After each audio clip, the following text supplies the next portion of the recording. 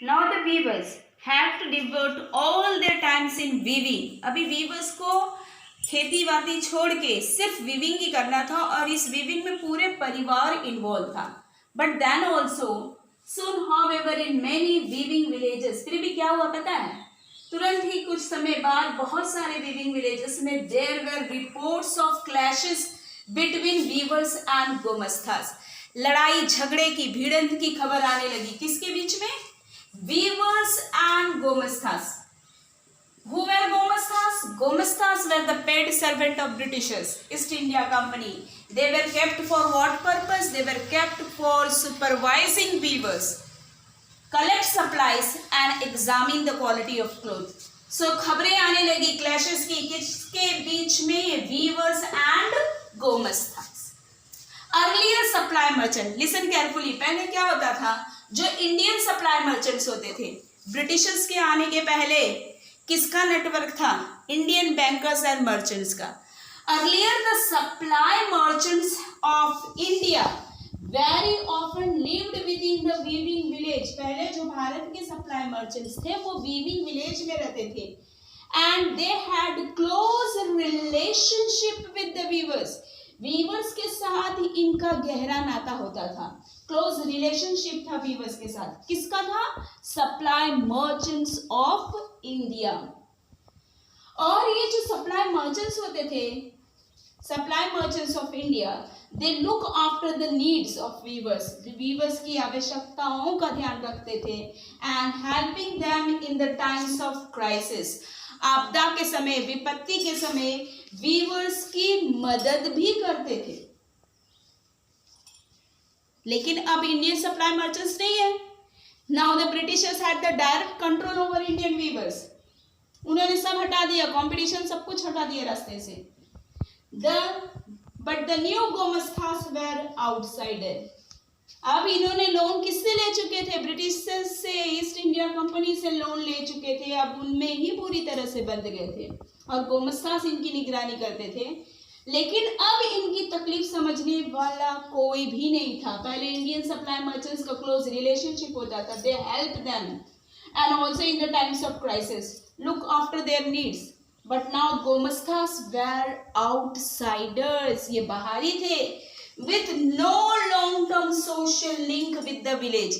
इनका कोई भी सामाजिक लिंक कनेक्शन नहीं था. किसके साथ में? विलेज के साथ में. They arrogantly marched into the villages. और ये जो गोमस्थास होते थे ये बहुत ज़्यादा एरोगेंटली बिहेव करते थे और अगर टाइम पे सप्लाईज नहीं मिला दे मार्च्ड इनटू द विलेजेस और जाके मारते थे. किसको? वीवर्स को. और क्या क्या करते थे? So we will also know about it. आइए चलिए देखते हैं. Just now I said the Gomasthas were outsider. They had no social link with the villages. कोई भी सामाजिक कनेक्शन नहीं था विलेज के साथ. और क्या तकलीफ है, क्या परेशानी है वीवर्स की, उनसे उनको कोई भी लेना देना नहीं था. वो पेड सर्वेंट थे ब्रिटिशर्स के. उनको टाइम पे काम चाहिए था, सामान चाहिए था. अगर टाइम पे सामान नहीं मिलता तो what this gomasthas do? Gomasthas acted arrogantly and marched into the villages with sepoy. तकलीफों से मैंने अभी कहा they have nothing to do with the grievances and the problems of the weavers. They acted arrogantly, marched into villages with sepoy. सिपाहियों के साथ गांव में एंटर करते थे and peons के साथ and punished weavers for delay in supply. Supply में क्यों देरी हुई है इसके लिए weavers को पनिश किया जाता है. How they punish the weavers? Often beating and flogging them. मारते पीटते थे और खदेड़ते थे उनको. Weavers बेचारे अब क्या करें? The weavers lost the space to bargain for prices and sell it to the different buyers. पहले जो weavers थे वो बार्गेनिंग करते थे. जो ज्यादा बोली लगाता था उसको अपना प्रोडक्ट बेच देते थे. But now they are completely tied in the chains of Britishers. लेकिन अब ब्रिटिशर्स की चेन में वो बंध गए हैं because they accepted the loans given by them. उन्होंने जो एडवांस दिया था लोन के लिए वो एक्सेप्ट कर लिया था, क्योंकि वीवर्स ने ये सोचा था by accepting this advances we can gain the benefit, हमें कुछ फायदा मिलेगा, लेकिन ऐसा कुछ भी नहीं हुआ। उनका जो स्पेस था बार्गेन का वो चला गया।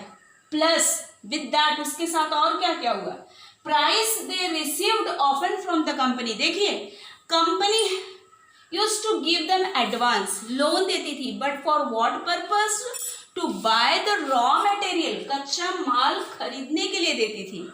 लेकिन वीवर्स ने जो अपना मेहनताना किया है, जो सैलरी था उनके काम का, वो जो उनको दिया जाता था, price they received from the company was miserably low, काम के लिए जो मिलता था वो बहुत लो था।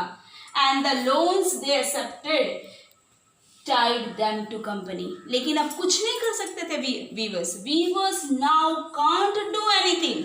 Why so? Because they already accepted the loans which was given by the company. Now the next part is that many of the weavers, because often there were the clashes, beating and flogging of the weavers by whom? गोमस्थास, सिपाहियों के साथ आते, peon के साथ punish करते, मारते, खदेड़ते। Many of the weavers left their job, उन्होंने वीविंग करना छोड़ दिया। And many of the weavers they fled to another village, वो भाग गए दूसरे गांव में, क्योंकि इस गांव में उनको मारते हैं gomasthas. So they left their job, उन्होंने वीविंग छोड़ दिया। They now they completely devoted their time for what? For cultivation. And many of them fled the villages. This was the condition of the weavers when East India Company became the political power and they got the monopoly right to trade.